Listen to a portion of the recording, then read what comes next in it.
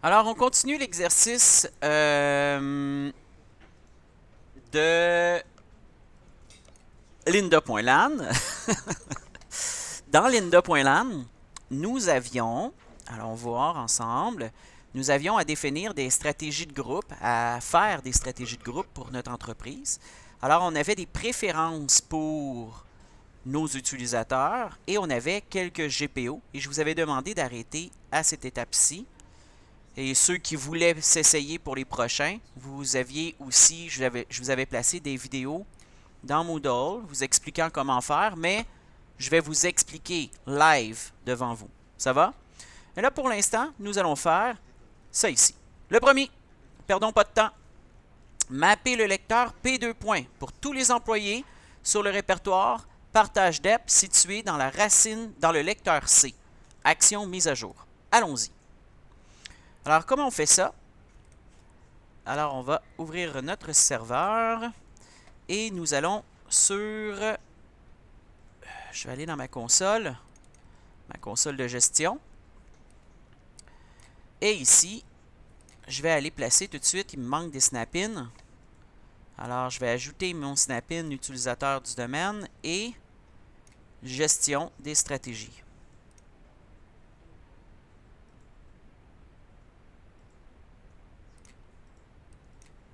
De groupe. Voilà. Alors, une fois que j'ai mon gestion des stratégies, on va aller voir comment on va aller appliquer au niveau de notre domaine directement dans la OU principale pour affecter tous les employés de mon entreprise. Ça va? Alors, vous le savez, ça s'applique de façon hiérarchique. Alors, si je place ici un élément, ça va s'affecter à tous les éléments enfants. Alors, right-click, créer une GPO. Celle-ci, je vais l'appeler GPP Mapping. Et à celle-là ici, on va faire right-click, modifier. Et c'est une préférence. Alors, configuration utilisateur, préférence, paramètres Windows. Et on va aller au niveau de nos mappeurs, nos maps de lecteurs, nos mappages. Right-click, nouveau, lecteur mappé. Ça va? Et à l'endroit ici, on va aller choisir notre emplacement réseau. Attention, hein? Si vous regardez les notes de cours que je vous ai placées, comment mapper un lecteur, alors on va juste réviser ici. Mapper le lecteur, on devait aller dans Préférences, dans Configuration utilisateur, Préférences, Paramètres système, Mappage de lecteur. Et une fois qu'on est dans le mappage, on va aller faire, comme je vous ai montré ici. Alors, je vais retourner dans mon serveur. Une fois que je suis dans mes mappages de lecteur, right-click, nouveau, lecteur mappé.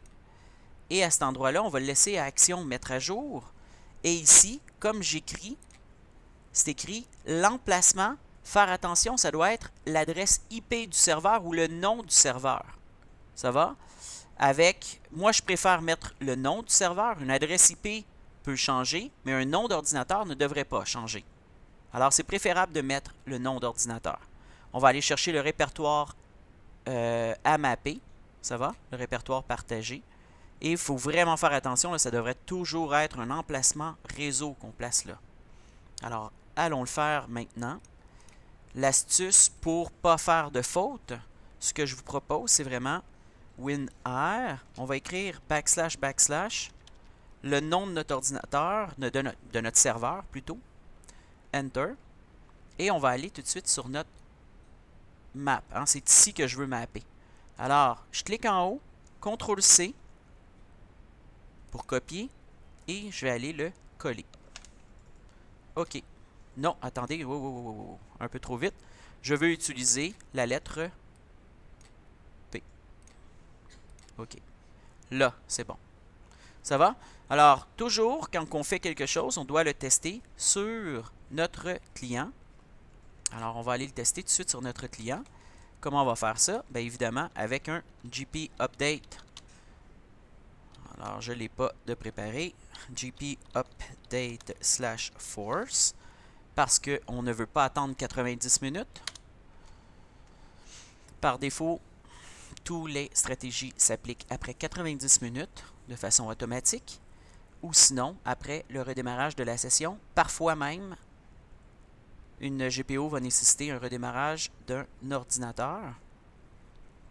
Alors, on attend. On attend le prochain message. Oups.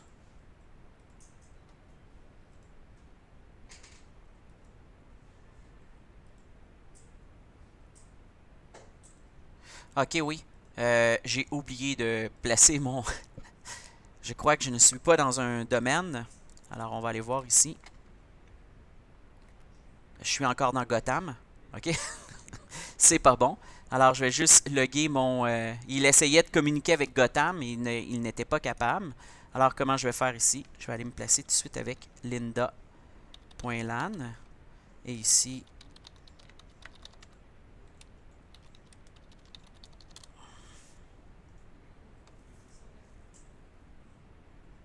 It's not good? Yes? After that.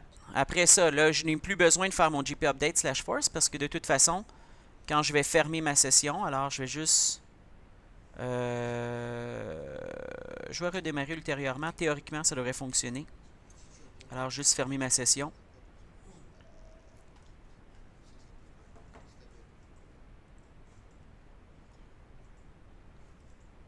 Périphérique, clavier, CTRL A du prime. Changer d'utilisateur. Oui, voilà, je suis dans Lynda. Ça va? Alors, ici, je vais juste me prendre un utilisateur de Lynda. Alors, on va aller chercher un utilisateur. Alors, je vais sortir de mon Snap-in gestion des stratégies pour aller me chercher un utilisateur ici. Alors, utilisateur. Non, non, attendez. Non, pas là du tout. Je vais aller dans ma OU principale de mon entreprise et je vais aller me connecter justement avec le directeur. Le directeur, pour trouver son login name, je vais faire right-click, propriété, compte. Alors, je m'assure, Sbeitzil. Alors, je dois retenir ça ici. Et pour ne pas me tromper, je vais aussi juste réinitialiser son mot de passe tout de suite. Comme ça, je n'aurai pas, parce que je ne me rappelle plus du mot de passe de mon utilisateur. Alors,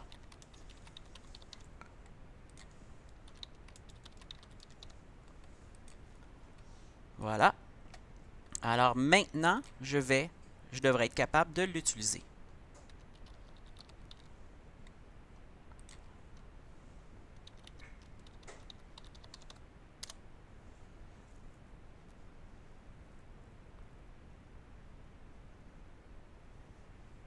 Voilà, on voit que ça fonctionne.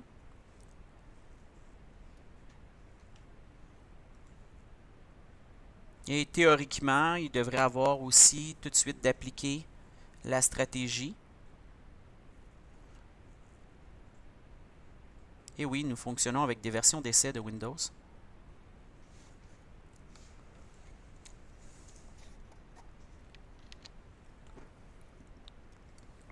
Alors, vous voyez, il est en train de placer le dossier du profil de l'utilisateur dans le Windows 7. Voilà.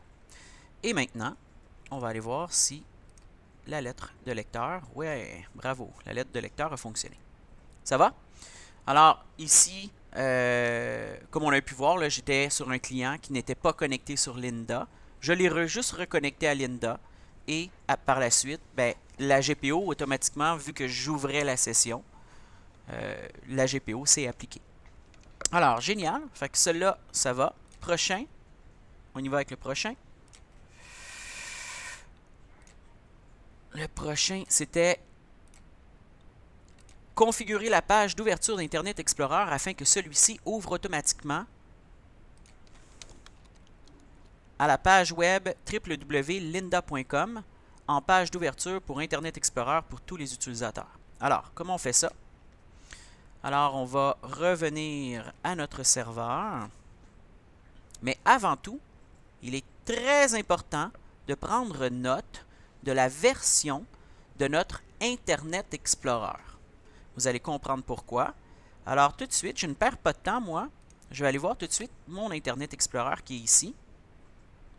Et je vais aller voir dans le « À propos de ». Hein, tous les logiciels, on a ça à propos de, qui va nous permettre justement de voir. Alors, on va attendre un peu. Il est en train de... Oups, j'aurais dû attendre encore un peu plus. On va attendre que la page rouvre. Ben, en fait, on n'a pas d'Internet, on est en réseau interne ici.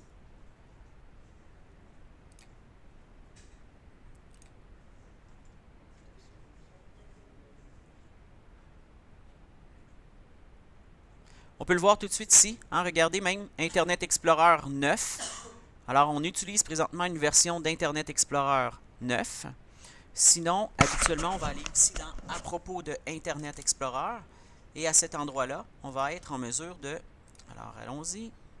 À propos d'Internet Explorer, on peut voir la version de notre Internet Explorer. Très important de prendre ça en note quand on veut appliquer ce type de stratégie sur notre client. Alors, allons-y. Alors, c'était applicable à tout le monde. Si on regarde, c'était pour tous les utilisateurs. Parfait. Alors, allons-y encore. Ici, ici, non. On va dans Gestion des stratégies de groupe. Voilà, dans notre forêt, dans notre domaine, dans Lynda et dans notre OU principal. Je vais aller créer une nouvelle stratégie que je vais appeler GPP.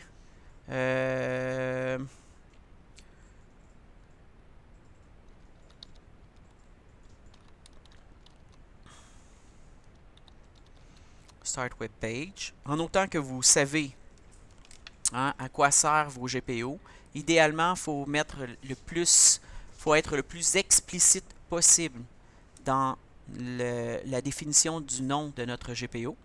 Alors, continuons. Configuration utilisateur, c'est une GPP, alors une préférence. Je vais aller dans mes paramètres du panneau de configuration. Et ici, je vais avoir paramètres Internet. Alors, une fois que je suis dans mes paramètres Internet, je vais faire right-click, nouveau, et voilà pourquoi nous devions prendre en note la version de notre Internet Explorer de notre client. Alors, nous utilisons la version 9 de Internet Explorer. Notre client a la version 9. Alors, je vais créer une nouvelle GPO. Et ici, c'était www.lynda.com. Ça va? OK. Ça, c'est vraiment étrange de la part de Microsoft. Regardez, je vais juste faire OK. Faites attention. Faites vraiment attention. Regardez ici. Les pointillés rouges. Ça veut dire que ça ne fonctionne pas. Ce qui est vraiment étrange et que j'ai fouillé, je n'ai pas trouvé l'information dans l'aide dans les sites de Microsoft. Pour réussir à le faire fonctionner, mystère, il faut faire F5. Regardez bien, je vais faire F5. Oh, c'est rendu. C'est rendu vert. Quel mystère de chez Microsoft. Je ne sais pas pourquoi c'est comme ça. Alors maintenant, ça va fonctionner. Alors, très important de s'assurer que notre ligne est verte. Je vais faire OK tout simplement. Je vais fermer. Et ici, je vais retourner sur mon client pour aller vérifier que ça fonctionne. Alors, on n'a pas besoin d'Internet pour vérifier, là. Présentement, on est dans un réseau interne. Alors, c'est la raison pour laquelle nous n'avons pas d'Internet. Mais c'est pas grave. Nous, ce qu'on veut voir, c'est est-ce qu'il a réussi à acquérir la GPO. Alors, allons-y. Premièrement, on va lui faire acquérir la GPO avec un GP Update /force.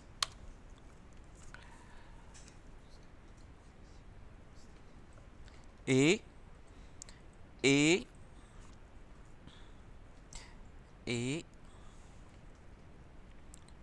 on attend encore.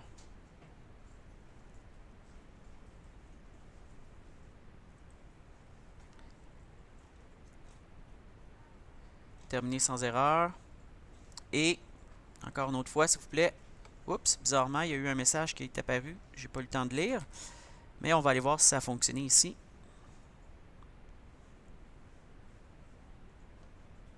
Voilà, lynda.com. Fait que ça a fonctionné. Alors, pour celle-là, c'est bon aussi. Alors, je vais arrêter la vidéo pour mettre la vidéo juste en dessous des GPP et on va continuer avec les GPO par la suite.